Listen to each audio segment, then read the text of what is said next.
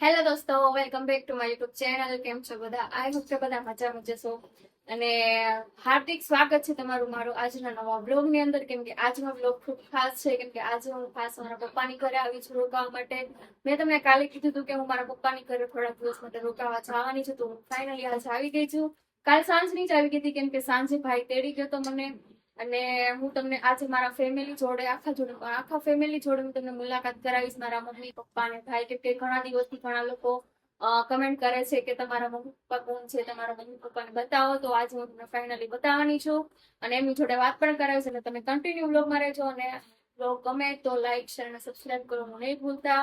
અને હું તમને મારા મમ્મીને બતાવું છું. આ છે મારા મમ્મી. ગુડ મોર્નિંગ, જય શ્રી કૃષ્ણ દોસ્તોને કયો. મોર્નિંગ, જય શ્રી કૃષ્ણ. કેમ છો બધા? મજામાં, બધા મજામાં છે. શું કરો છો? આ જો લસણ ખોલું છું. લસણ ફોલીને શું કરજો એટલું બધું? આપણે લસણ ખોલીને તૈયાર કેટલું બધું રાખીએ. લસણ ફોલે? એટલું બધું લસણ ફોલીને શું કરવાનું છે? લસણ ખોલીને તૈયાર રાખીએ એટલે આપણે કઈ રસોઈ બનાવી હોય તો આપણે એમાં ટાઈમ ખોટી ન થાય. હોય તો આપણે ઝટપટ બધું બનાવવા થાય. ઝટપટ બનાવવા થાય. ઝટપટ એટલે શાક બનાવશો, પછી બીજું ચેવડો બનાવવાનો છે એમાં નાખવાનું છે કા? એવડામાં પછી શાક બનાવી આપણે કોઈ બીજી વસ્તુ બનાવી હોય તો એમાં નાખવાનું. સરસ. તો મમ્મી એમ કહે છે કે કઈક નવીન વસ્તુ બનાવવી હોય એના માટે લસણ અત્યારે અગાઉથી જ ફોલીને રેડી રાખવું પડે, કેમ કે કઈક બનાવવું હોય ત્યારે ટાણે તો ફોલીને આપણે ખાંડવા બેસીએ તો ટાઈમ લાગે. એટલા માટે અત્યારે જ જો અગાઉથી તૈયારી કરીને રાખી છે. તો મમ્મીનું કેવું હોય કે કોઈ પણ વસ્તુ જ્યારે બનાવવાની હોય ત્યારે અગાઉ એની બધી મહેનત કરીને અગાઉ જ રેડી કરી લેતા હોય છે, કેમ કે ટાણે પછી ટાઈમ રે ન રે મોડું થઈ જાય એટલા માટે મારા મમ્મી અત્યારે અગાઉથી જ લસણ ફોલી રાખે છે, કેમ કે પછી કઈક વસ્તુ બનાવવા માટે આપણે તાત્કાલિક આપણે પેલું ન કરવું પડે. તો તમે કન્ટિન્યુ બ્લોગમાં રહેજો અને આજે આખો દિવસનો બ્લોગ હું તમને બતાવીશ અને મારું ઘર પણ બતાવીશ. તો તમને આજના બ્લોગમાં બહુ મજા આવશે. દોસ્તો, તો વાગી ગયા છે બપોરના 12 અને જમવાનો ટાઈમ થઈ ગયો છે રસોઈ બનાવવાનો. તો મેગી મમ્મી લઈ આવ્યા છે. મને મેગી ખાવાની ઈચ્છા હતી તો મમ્મી મેગી લઈ આવેલા, અગાઉથી જ લઈ આવેલા હતા, કેમ કે એને ખબર છે કે એને મેગી બહુ ભાવે છે, તો એ અગાઉથી જ મેગી લઈ આવ્યા છે. તો હું અત્યારે મેગી બનાવું છું, ગીપ્પી નૂડલ્સ. અને એના માટે પાણી મૂક્યું છે, ગરમ થઈ ગયું છે પાણી.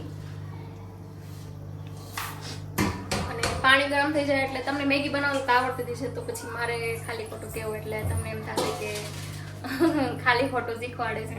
પણ હવે આપણે અત્યારે મેગી બનાવી નાખીએ. જો તમે પકડો, હું આવું છું કે હું લઈ આવું છું. મેગીને પહેલા આવી રીતના થોડો ભૂકો કરી નાખી, કેમ કે બહુ લાંબી પછી ખાવામાં લાગે.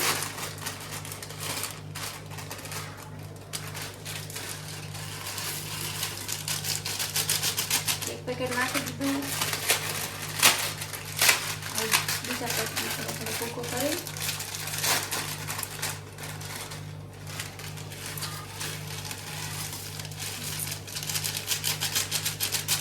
હવે જ્યાં સુધી ઉકળે નહીં ત્યાં સુધી આપણે ઘડીક શું કહેવાય પાકવા દેશું, એટલે બરાબર બફાઈ જાય મેગી. અને પછી આપણે મસાલો નાખી દઈશું. હવે આપણે એમાં મસાલો નાખી દઈશું.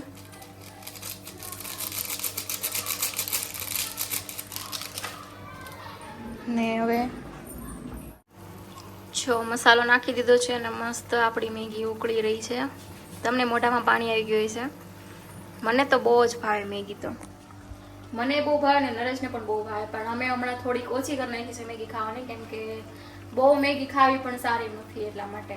તો ઘણા ટાઈમ પછી હું આજે મેગી ખાઉં છું, પપ્પાની ઘરે આવી છું એટલે. તો મેગી ઉકળે છે ને હવે આપણે એને થોડી વાર માટે ઢાંકી દઈશું, બંધ કરી દઈશું. તો તમે કન્ટિન્યુ વ્લોગમાં રહેજો અને તમારા દરેક ગ્રુપમાં શેર કરજો. તો હેલો દોસ્તો, વાગી ગયા છે સાંજના 5 અને હું ને મમ્મી બે માર્કેટ જઈએ છીએ. કે અહીંયા અમારે સોસાયટીના ગેટ પાસે જ માર્કેટ ભરાય છે, ત્યાંથી શાકભાજી થોડું ઘણું લેવાનું છે. તો હું ને મમ્મી જઈએ માર્કેટમાં અને થોડી ઘણી વસ્તુ લાવવાની છે, એ પણ લેતા આવીએ. તો મમ્મી પાણી પીવા ગયા છે, હમણાં આવે એટલે હું બતાવું તમને. અને શાકભાજીમાં તો અમારે ત્યાં અત્યારે બહુ મોટી માર્કેટ ભરાય છે સોસાયટીના ગેટ પાસે, એટલે મારે દૂર ક્યાંય જવું ન પડે. એટલે સોસાયટીના બધા લોકો ત્યાં જ માર્કેટમાં જતા હોય છે શાકભાજી લેવા. તો હવે હું ને મમ્મી માર્કેટમાં જઈ આવીએ. તમે કન્ટિન્યુ બ્લોગમાં રહેજો અને તમારા દરેક ગ્રુપમાં શેર કરજો. તો હેલો દોસ્તો, અમે આવી ગયા છીએ માર્કેટથી. હું ને મમ્મી માર્કેટ ગયા હતા, તમે આગળ જોયું પ્રમાણે. અને માર્કેટમાંથી અત્યારે આવી ગયા છીએ. તો માર્કેટમાંથી શાકભાજી લેવાનું હતું અને ચેવડો બનાવવાનો હતો, તો ચેવડાની વસ્તુ બધી લેવાની હતી. તો શાકભાજી બધું લઈ આવ્યા છીએ. ચોળી લાવ્યા, પછી સરગવો લાવ્યા, બટેકા લાવ્યા, ગુવાર લાવ્યા, કેરી લીધી, કાકડી લીધી, વટાણા ને ટમેટા ને આ મેંદાનો લોટ લીધો. અને મમ્મી જો ચેવડાની વસ્તુ લઈ આવ્યા ને ચેવડો બનાવી હોત નાખ્યો. બનાવી નાખો ચેવડો. હા. હું નાખ્યું ચેવડામાં?